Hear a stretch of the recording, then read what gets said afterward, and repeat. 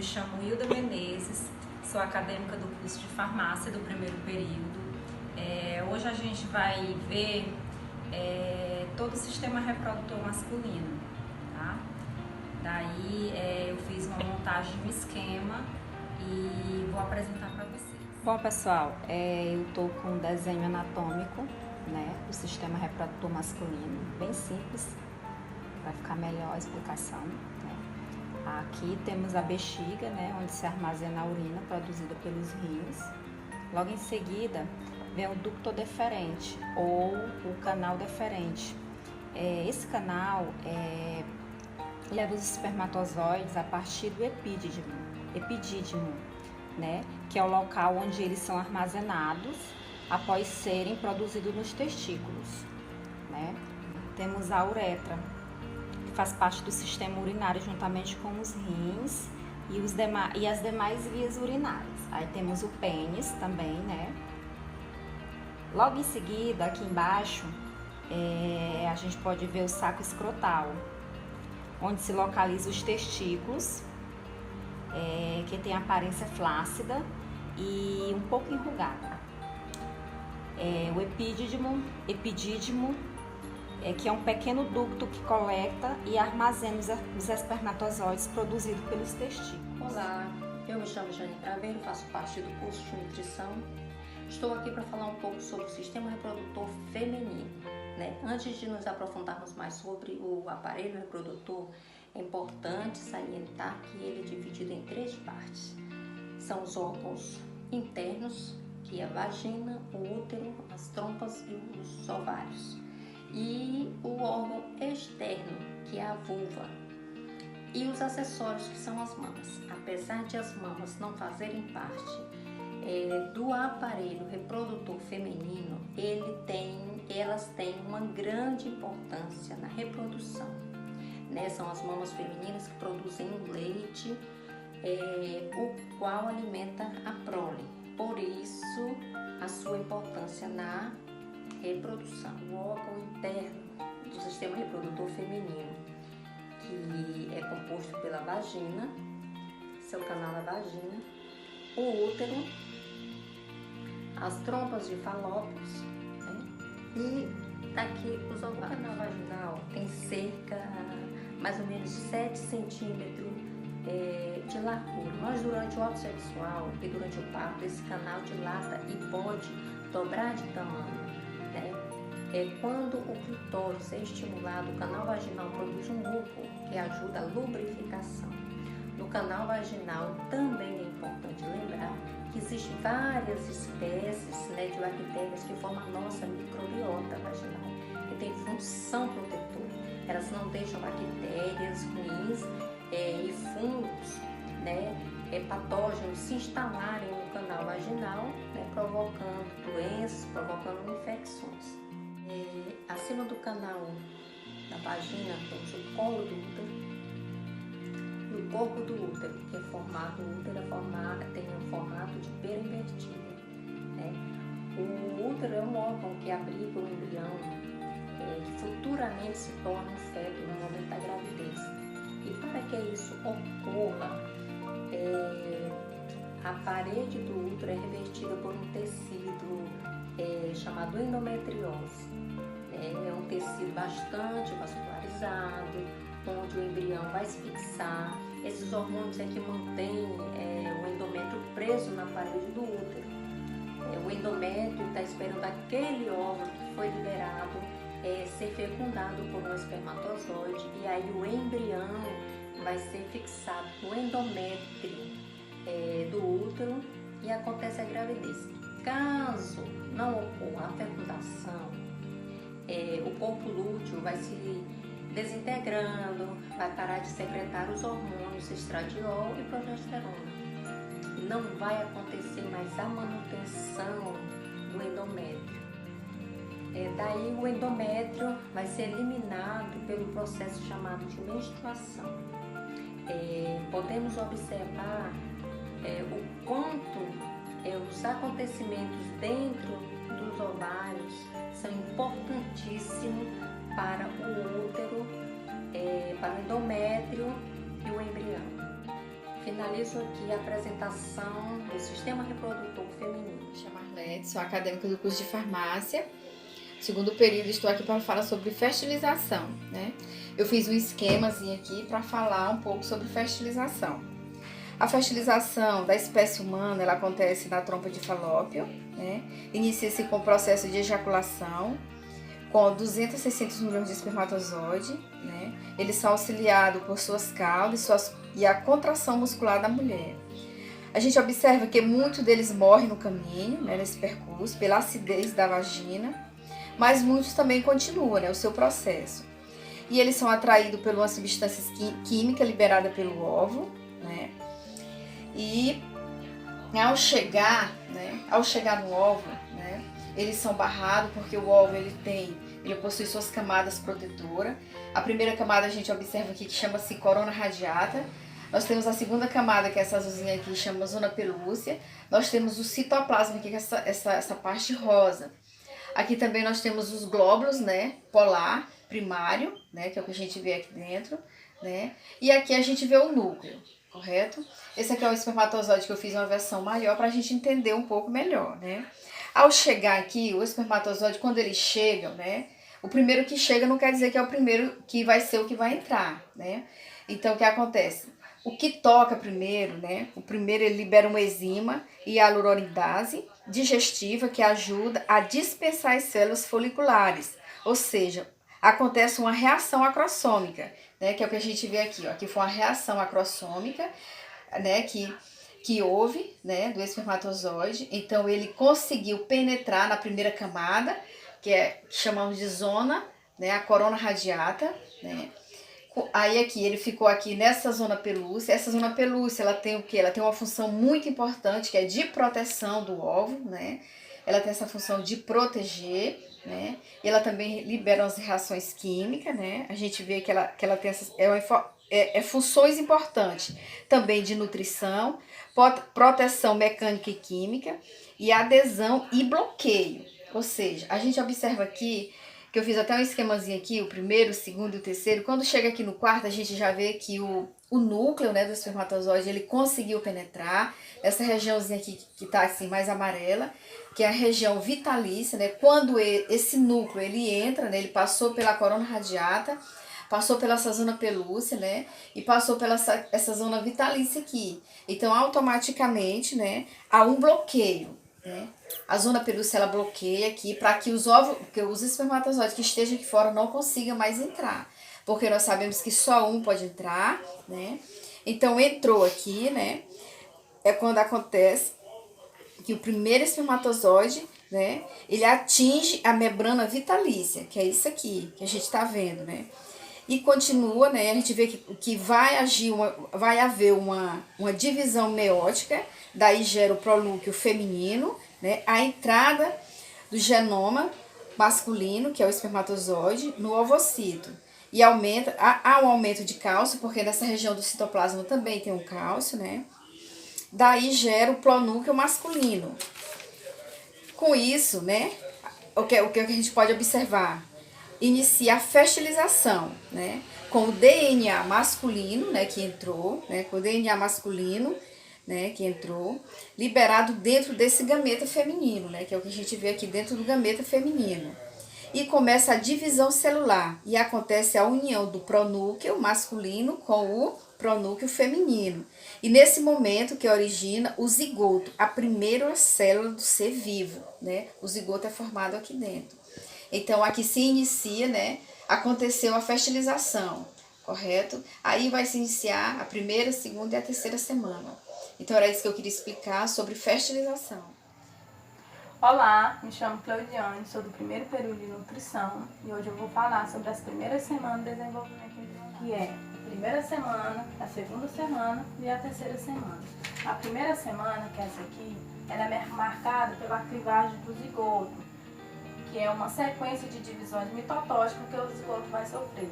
Primeiro, o zigoto se divide em duas células, como blastômeros. Estes blastômeros vão se dividir em 4 células, 8 células e 12 células, e assim por diante. A partir de 12 blastômeros, o concepto é chamado de mórula, que é essa aqui. Espaço surge entre os blastômeros centrais da mórula, formando uma cavidade blastocística. É isso? Nesse estágio de desenvolvimento é chamado de blastocisto inicial, esse aqui. Essa cavidade divide o blastocisto em troflobasto. Após a degeneração da zona pelúcida, é chamado de blastocisto tardio, que é esse aqui. E assim eu finalizo a primeira semana do desenvolvimento embrionário. Na segunda semana, nós temos o embrioblasto, o troflobasto e o blastocele. Os principais eventos da segunda semana são a diferenciação do troflobasto, diferenciação do embrioblasto e o término da implantação. Ao final da primeira semana, o blastocisto se encontra parcialmente implantado no endométrio. Essa implantação se completa ao longo da segunda semana. Nesse processo, ocorrem mudanças morfológicas no blastocisto, formando um disco embrionário. No decorrer da segunda semana, também se forma alguma das estruturas extraembrionárias, como a cavidade aminoótica, amínio vesicular umbilical, pedículo de conexão e o saco cariônico. Também na segunda semana, o troflobasto, em contato com o endométrio, aumenta de tamanho, invadindo o endométrio e se diferenciando em duas camadas. Citotrofoblasto, a camada mitotecamente ativa, que fornece células para o sinciotrofoblasto. E o sinciotrofoblasto, massa multinucleada, sem limites celulares definidos.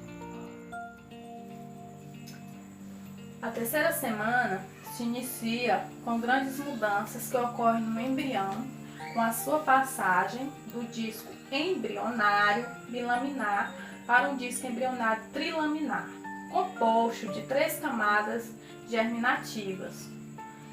Esta camada aqui, esta camada aqui e esta camada aqui.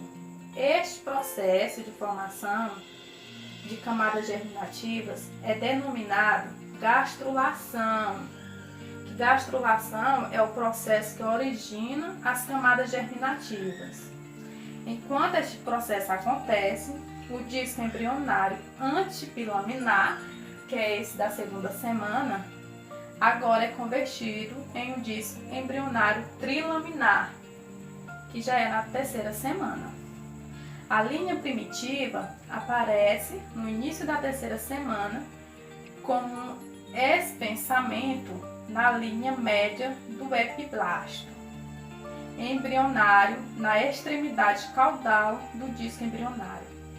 Ela dá origem às células mesenquimais, que migram ventralmente, lateralmente, cranialmente entre o epiblasto e o hipoblasto. Tão logo, na linha primitiva, começa a produzir células mesenquimais. A camada epiblástica passa a chamar-se ectoderma e embrionário, e o hipoblasto, endoderma embrionário. As células mesenquimais, produzidas pela linha primitiva, logo se organizam numa terceira camada germinativa, o mesoderma intraembrionário. Meu nome é Cecília Caroline Freitas, curso segundo período de farmácia. Estou aqui para falar da 4ª, 5ª e 6ª semana do desenvolvimento embrionário. Nesse primeiro embrião de 24 dias, nós temos aqui o neuroporo anterior, que está fechando-se. Nós temos o arco mandibular, o arco iloide, que é o osso que fica na parte anterior do pescoço, abaixo da mandíbula em frente da porção cervical da coluna. Não está articulado com nenhum osso, apenas com os músculos. Temos também, localizados mais ou menos nessa região, os somitos, que diferenciam-se em 3 regiões: esclerótomo, miótomo e dermátomo, que originarão em cartilagem, osso, músculo e derme. Temos também aqui a saliência cardíaca. E mais aqui embaixo, o neuroporo anterior caudal, que ainda está aberto. No embrião de 28 dias, nós temos placoide cristalino, o terceiro arco branquial do faríngeo, o quarto arco branquial do faríngeo, os brotamentos dos membros superiores e o brotamento dos membros inferiores. E aqui nós temos o cordão umbilical. Na 4ª semana de gravidez, ou seja, a 2ª semana do embrião, as células trifoblásticas do blastócito penetram em profundidade e destroem as células do revestimento uterino, criando vasos venosos, estimulando o crescimento de novos capilares e iniciam a formação da placenta. A massa muscular do blastócito divide em 2 camadas, a superior, que dá origem ao embrião, e a inferior, que dá origem à vesícula vitelínica. Inicia-se a formação do sangue e dos vasos sanguíneos. E uma linha celular aparece na superfície do disco embrionário, linha chamada primitiva e a genese, onde forma-se 3 camadas de células que são a exterior, que é a ectoderme, vai se formar no cérebro, sistema nervoso, pele, cabelo, unhas e esmaltes dos dentes do bebê. A intermediária, que é a mesoderme, que vai se desenvolver o coração, vasos sanguíneos, ossos, músculos e órgãos reprodutores. A interna, que é a endoderme, que desenvolverá o fígado, a bexiga, o sistema digestório e o pâncreas. Todo esse processo dá origem ao embrião alongado com um tamanho de cerca de 2 milímetros. Nessa época também pode-se fazer o teste de gravidez. As alterações que a mãe pode sentir no corpo são cansaço, desânimo, seios doloridos, irritabilidade e vontade de chorar devido aos distúrbios hormonais. Nessa imagem nós temos um embrião de 32 dias, onde nós temos o primeiro sulco do faríngeo, o seio cervical, a proeminência cardíaca, o encéfalo médio, a fosseta do cristalino, o placoide nasal, a eminência caudal, o brotamento do membro inferior, o broto do membro superior, os somitos, mais ou menos por aqui. A 5ª semana, que é na verdade a 3ª semana do embrião, o disco trilaminar achatado se dobra e torna-se um embrião cilíndrico. A 5ª semana é marcada pelo desenvolvimento do crânio caudal, onde se distingue a região cefálica e a caudal. Forma-se o eixo longitudinal, que forma o esqueleto, e o sistema nervoso está se desenvolvendo. As paredes do coração estão sendo formadas e as células começam a bater no final dessa semana. Rins, músculos e fígado começam a desenvolver-se. O bebê recebe oxigênio através da placenta e do saco amniótico. O feto, nessa idade, é menor que um grão de arroz. Pode ser feito ultrassonografia nessa fase para ver se a gestação está sendo desenvolvida dentro do útero, datar a gravidez, verificar se a data da última menstruação está correta, determinar a data provável do parto e a viabilidade da gravidez. As alterações que a mãe pode sentir são muitos enjoos matinais, aumento do ritmo cardíaco e da respiração, aumento do tamanho do útero, mesmo esse não sendo visível ainda, mamas mais dolorosas e pesadas. A alimentação nessa fase é importante, pois tudo passa para o bebê. Poderá sentir mais fome que o habitual, mas deve dar prioridade a alimentos saudáveis e evitar doces e alimentos gordurosos. Nessa imagem temos o embrião com 42 dias. Aqui está localizado a saliência auricular, formando o palvilhão auricular da orelha externa. Aqui nós temos o meato acústico exterior, o canal auricular. Raios digitais da placa da mão, placa do pé, proeminência cardíaca, o cordão umbilical, as pálpebras e o olho pigmentado. A sexta semana, ou seja, a quarta de vida do embrião, é marcada pelo desenvolvimento do sistema nervoso central, que agora apresenta abertura sobre o cérebro e da base da coluna devidamente fechadas. A região cefálica desenvolve e o embrião se assemelha a um girino. Os membros, face, ouvidos, nariz e olhos estão em desenvolvimento. O feto mede em torno de 4 a 8 milímetros. O coração bate por si próprio, fazendo circular o sangue por todo o corpo. Nessa fase é possível ouvir o coração através da ultrassonografia. Os pulmões vão demorar toda a gravidez para estarem totalmente formados, onde um pequeno rebento de pulmão surge dentro do esôfago e a boca do bebê, formando a traqueia, que se divide em duas ramificações que vão formar o pulmão direito e o esquerdo. As alterações na mulher são o aumento da frequência urinária, à medida que o útero cresce, pressiona a bexiga e aumenta a sensação de que a bexiga está cheia com mais frequência. Se ainda não estiver usando ácido fólico e ferro, é o momento de se iniciar. Deve aumentar o consumo de alimentos ricos em ácido fólico, como feijão, lentilhas, espinafres e alimentos ricos em ferro, como carnes em geral, no qual o ferro melhora a produção sanguínea, diminuindo assim o cansaço e o risco de anemia. Oi, meu nome é Ellen Cristina, eu sou do primeiro período de farmácia e eu vou falar sobre a 7ª e 8ª semana da gravidez. Na 7ª semana, os membros sofrem modificações consideráveis. Os futuros dedos, que antes eram raios digitiformes, já podem ser diferenciados, tanto os membros superiores quanto os membros inferiores.